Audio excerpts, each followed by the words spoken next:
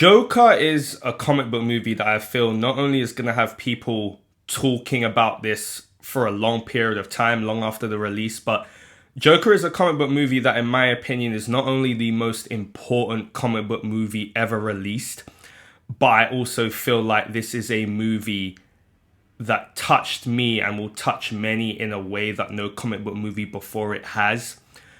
But because of that, it also leaves itself very much so open to critique because of certain things that it touches that they then don't proceed to answer. And for that, this is going to be a movie that I think is going to divide many, but it's going to be beloved by much, many more. And we need to talk about it, so let's discuss.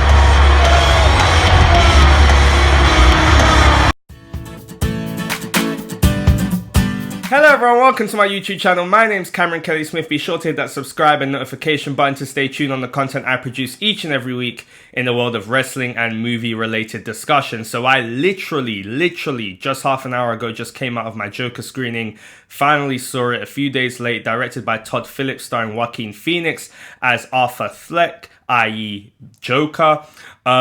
This movie, as I said in the intro, this is a movie that touched me significantly, and I do think that this is the most, at least in my opinion, the most important comic book movie ever made. And the reason why I say that and make such a grand statement about that is because, we just came out the summer movie season.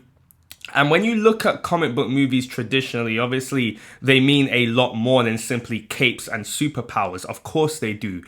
But I find that with most of these comic book movies that we have seen and that we do see on a yearly basis, none, at least for me, have touched me, like truly. And what I mean by touch me, I don't mean that I haven't been affected and I haven't, felt what's going on screen, but I mean actually said something to me, to my core, actually told me something I needed to hear or made me realize something about this world or about myself that I needed to act on, that I actually had something, I needed to do something after seeing this movie, and that the message came across to me. And that's what I feel about this movie, and I feel that it's powerful for that reason, because I walked out of this movie being deeply touched and affected and sort of shaken a bit in terms of I felt Todd Phillips is trying to send me a message as the viewer.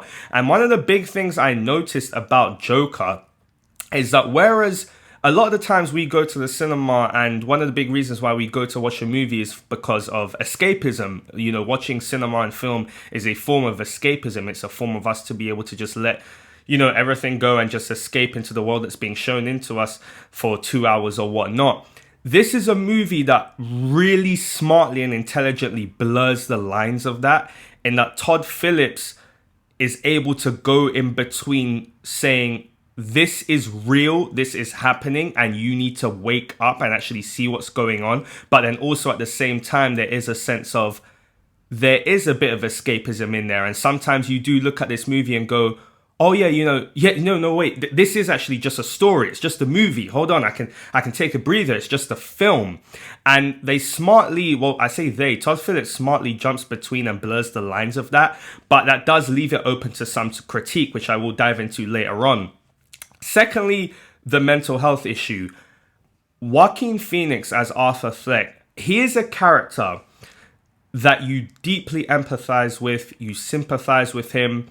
He feels like to a degree, one of you. He's one of the guys that you will see in everyday life. He is somebody that everyone to a degree may have met or knew or know, which makes it much more interesting because you have this guy where in the movie he's suffering from mental health issues, a variety it seems, and we find out really smartly that his laugh, we presume, is actually a medical condition, which I thought was a good real touch that they put in there.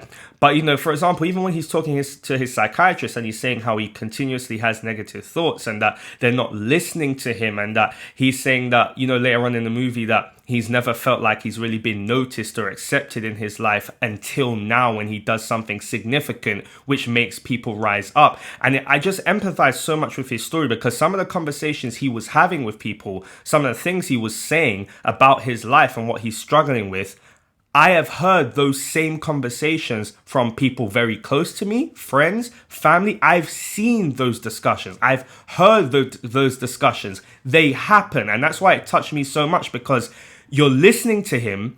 And I remember getting deja vu in the cinema thinking, I know someone incredibly close to me who has had these conversations with me, who has said these things to me.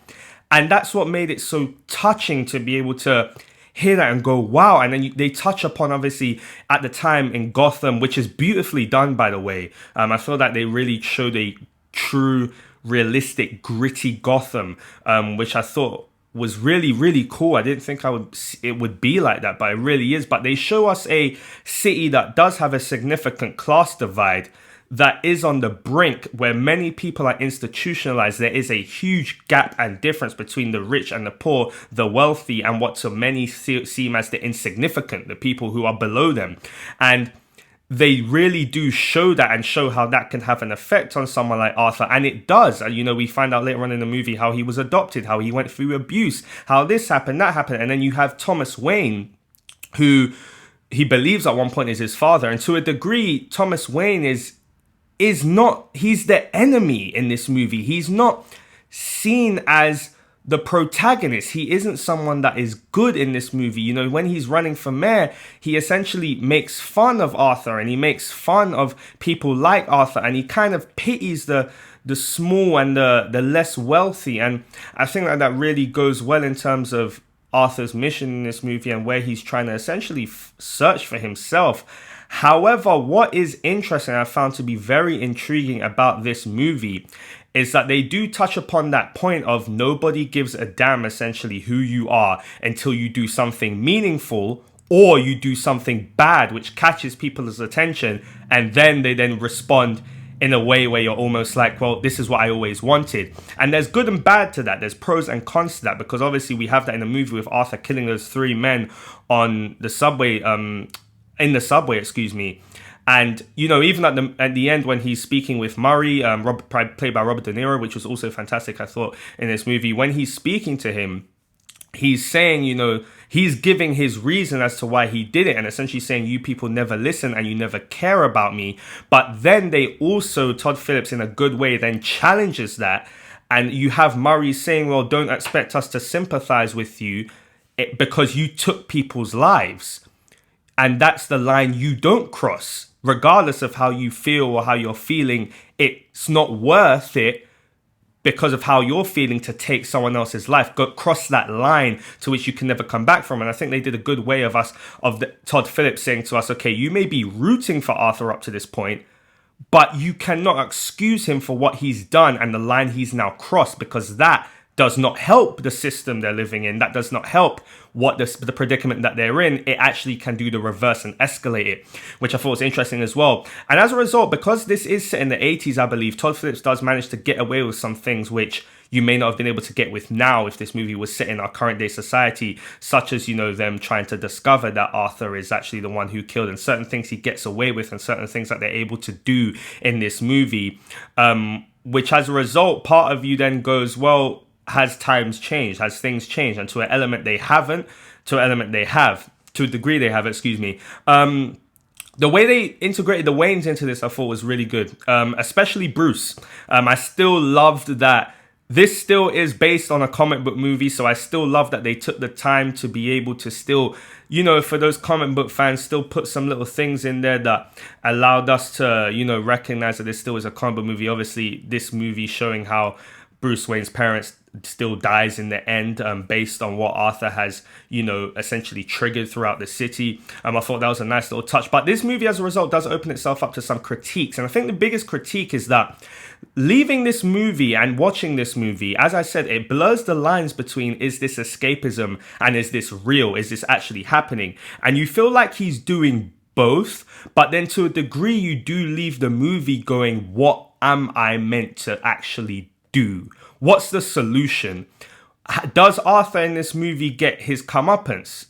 To a degree, he succeeds in a kind of twisted way in being able to find what he's looking for in terms of being noticed and actually finding his quote-unquote purpose. But then also there's There's negatives to that, such as the fact that he is dealing from mental health. He wasn't taking his medication. He's crossed some bad lines and did some bad things. The system has let him down. But then Todd Phillips, I find by the end of this movie, doesn't offer a solution. There's not a solution to that. There's not a, here's what I believe should happen, or what we should do, or what could fix this. And to a degree as well, one of the biggest critiques I have about this movie is that, is it really the Joker? And this is the thing. Obviously, we know that this movie is based on comic book material, and it is loosely based on comic book material. But to a degree, this isn't the Joker. It's a version of it. It's a spin on it. And I'm not saying that people should be allowed to tell the stories they want to tell. And there's been many iterations of Joker in the comics. But there is a sense that this isn't Joker. That is kind of slapped on there. Not to a huge degree, but I got that a little bit. However, I will watch this movie again. I think it's fantastic. I think it's one of the best movies of the year. Joaquin Phoenix must get nominated for an Oscar. He's that damn good, period. I would love to see him not get nominated, hopefully win. Todd Phillips really stepped up his game. He's going to be someone that is going to go a long way now. He's going to be, Warner Brothers better keep their leash on him. Leash in terms of making sure he can come and, do more movies with them. But will this movie lead to a sequel? I highly doubt it. I would love to see a world where this actually did lead into a Bruce Wayne turning into Batman in this world. I would love to see it. Don't think it's going to happen. Very unlikely. But yeah, this movie is fantastic. I would give it a solid 9 out of 10. I thought it was fantastic. I loved it. I will see it again. And as I said, it touched me. And I think it's one of the most important comic book movies ever made. And it's one of the most important movies of the year, period.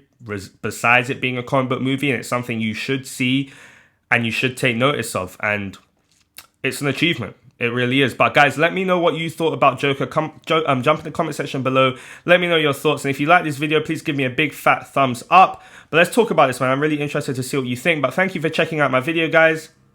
Have a good day.